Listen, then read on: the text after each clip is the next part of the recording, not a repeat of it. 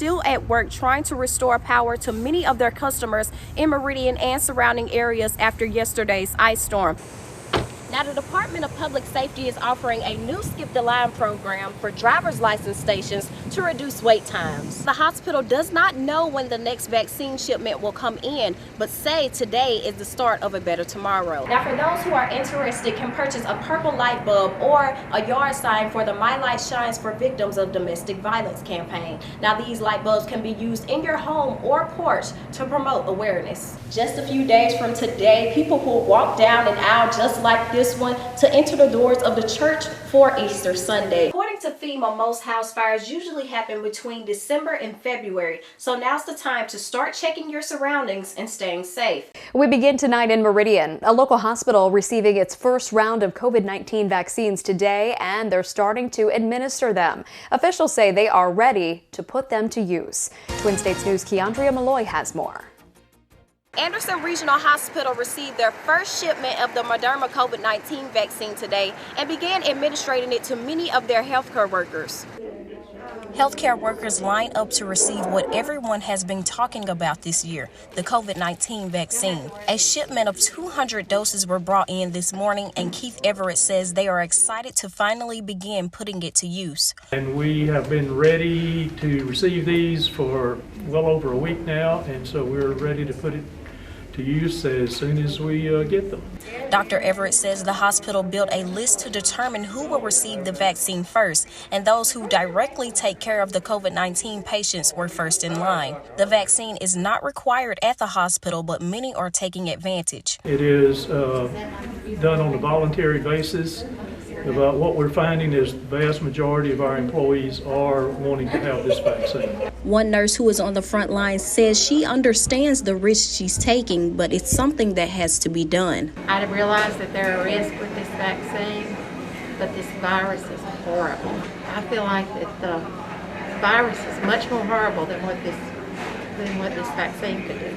Dr. Everett says the vaccine is a messenger RNR, meaning it doesn't use a live or dead virus. It's a program of the genetic material that's like the virus, but it's not the virus. So your immune system is then trained to recognize the virus once it enters your system. Now, the hospital does not know when the next vaccine shipment will come in, but say today is the start of a better tomorrow. In Meridian, I'm Keandria Malloy with Twin States News.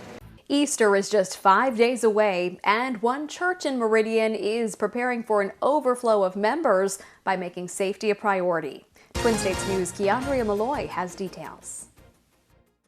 Just a few days from today, people will walk down an aisle just like this one to enter the doors of the church for Easter Sunday. But before they can enter, they must follow some procedures for their safety. As Sunday draws near, Northcrest Baptist Church is preparing for their anticipated crowd of members. Wade Phillips says last year the pandemic only allowed them 10 people in the building, and this year they are expecting about 1,000 people for 2 services. It's going to be a big Sunday for us. We've seen over the last several months our attendance has begun to come back up.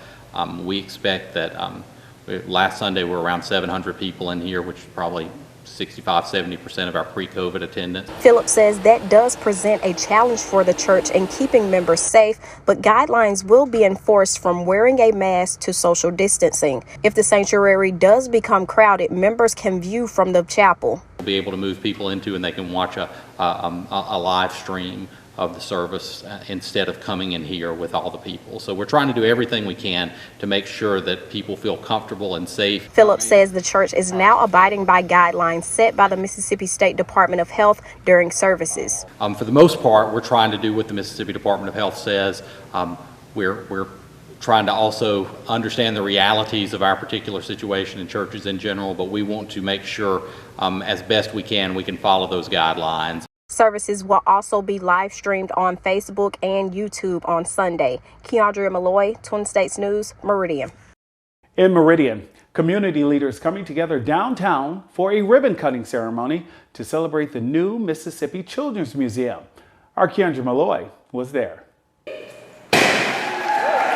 the cannon sounds to officially mark the opening of the new Meridian Children's Museum. Officials came together to cut the ribbon in celebration on Thursday. The museum has been in the works for about 6 years and under construction since 2019. Executive Director Liz Wilson says the journey has been long but worth it. We broke ground at the end of 2019, and so now here we are, spring of 2021, and we have this beautiful, amazing facility ready to welcome children and families. From climbing to playing life-size chess and live music, the museum has several things to offer kids in the 25,000 square feet area. Like the climbing and airplane stuff, and I like the canoe. Now, only 2 days away, the Mississippi Children's Museum will open its doors to children to come and explore the many exhibits they have on site. Now, Wilson tells me the museum will be thoroughly cleaned each day.